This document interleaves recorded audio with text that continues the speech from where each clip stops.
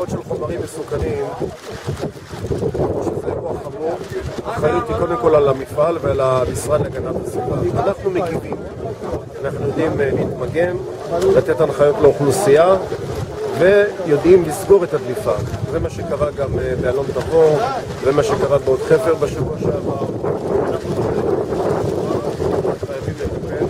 צריך לזכור שאיבדנו כבאי ערבי, אסלי מחניארה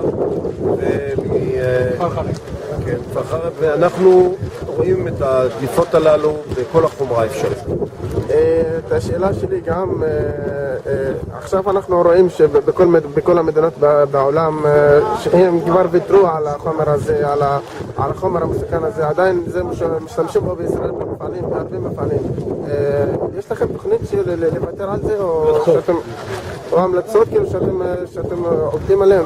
החומר הזה הוא חומר שמשמש לקירור ולהרבה מאוד מפעלים. זו תעשייה. אנחנו לא מפריעים לתעשייה ולא רוצים לפגוע בתעשייה. מה שאנחנו מבקשים זה בטיחות עבור התושבים, ועל זה يعني أخي رامي لا شك بأن موضوع الأمونيا هو موضوع هام جدا في أعقاب الحوادث التي وقعت مؤخرا في البلاد، حتى في راح ضحيتها من سلطة الإطفاء يعني من سكان بلدة كفر قرع. موضوع الأمونيا موضوع هام جدا وهو يدرس أعتقد من قبل السلطات والجهات المختصة في البلاد.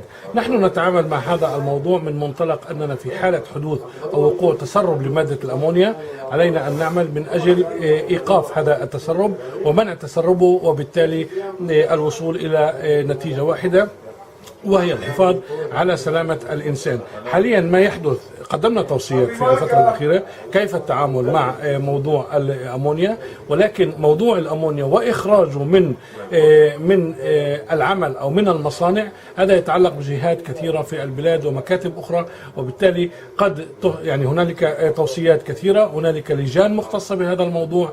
ماذا سيحصل في المستقبل أنا لا أعرف حاليا، ولكن بالنسبة لنا كسلطة مطافئ نحن يعني جاهزون لكل حادث تسرب أمونيا من أجل العمل على وقفه وعلى منع تسربه وإصابة المواطنين.